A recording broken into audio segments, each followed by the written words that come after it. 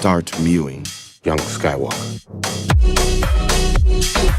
Anyways, we all know why a good jawline is important, so not gonna beat around the bushes here. This ain't some copy-paste ChatGPT video, nor am I some guy who already looked pretty good before looksmaxing. This is my before, just take it in, and this is me now. An actual subhuman to human transformation. Pretty good progress if you ask me. Now, I've been trying to improve the way I look since I was 11, and now I'm 17, you know, almost unk status. So yeah, I've tried all the bullshit out there, and here is what actually works. Divided into 3 tiers per se. So you know, let go of your body pillows and lock the fuck in. Let's get this out of the way. Mouth breathing is a big no-no.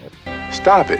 Take it from me, man. I've been an avid mouth breather for most of my life, and yeah, it showed. So stop it with that bullshit. Mewing, fucking everybody knows about it now. I've been trying to get consistent with both nose breathing and mewing since 2022. Like with everything else, it did take some time to get used to both of these things because I was pretty much just rewiring my subconscious. But you know the drill, just swallow your spit and that's the position your tongue should be in. It's a long-term thing, so you know, just keep trying to get consistent with it to a point where you can just forget about it. Also, I periodically do a lot of hard mewing, where you basically just push up against your palate. The masseter muscle. Let's get this over with. Chin tucks, pretty great, especially when done this way. Personally, I do them slow and controlled whilst pushing my tongue onto my palate. I get a better, let's say, pump in my masseters this way. In general, I'd say mine grew the most when I started training my neck. And yeah, chewing literal packs of gum never did jack shit for my jaw.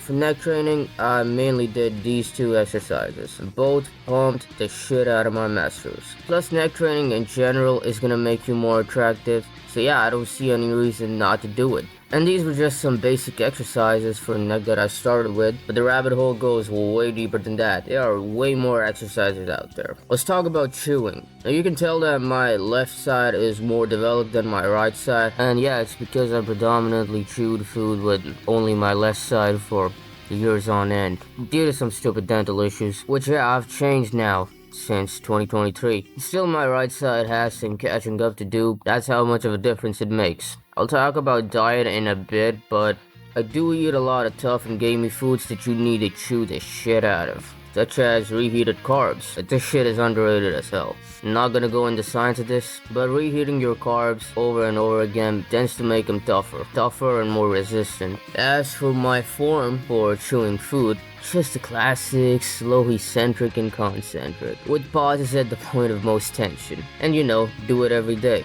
At least with one meal, or as much as you can. Since your masseters are, let's say, like calves, stubborn, they need the high frequency and volume. Also, I find that after workouts where I'm lifting really heavy, then my jaw gets insanely pumped. Also, here's some bro signs, so take it with a grain of salt, but this is just what I've noticed for myself, and you know, it sort of just makes sense. We know that working out certain muscle groups also leads to the bones in those areas to thicken up to a certain degree, and heavy neck training is a way to do the same, in limits of course, for your facial bones. Mandela, maxilla, all that shit. Because in most cases, you are using the weight of your head as resistance and are squeezing the shit out of your facial muscles.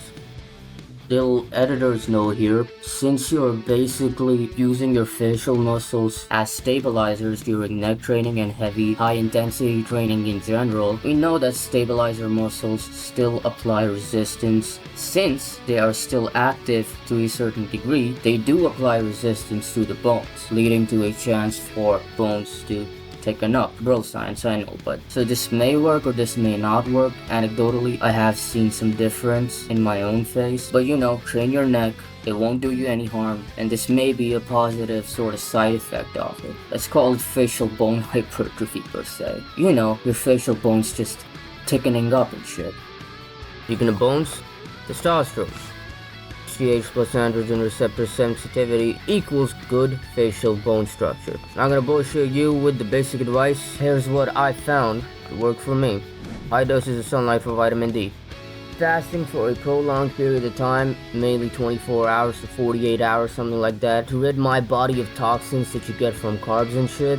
cause I work out a lot, like way more than the average gym goer, so I need my carbs in high quantity. As for the frequency, it's about once or twice a week, at the most twice a week. This and sunlight are kind of a cheat code to get rid of the toxins in your body, and they're free. Funny how the medical industry tends to ignore them. Sunlight does age your face up, so there is that, so I always just tend to tan my back rather than the front of my body. That's what I found to work for me really well. Sprinting and or high intensity training in general, meditation, ashwagandha, martial arts training, and cold approaching people, just being social overall, reducing cortisol, since we know that it massively impacts testosterone in an inverse fashion. As for my diet, I mainly try to eat as much meat, dairy, and eggs as I can get my hands on. Mainly fish, eggs, and organ meats, since they're cheap as hell. I also eat a lot of butter and just animal fats in general for cholesterol. That's some high tea inducing shit.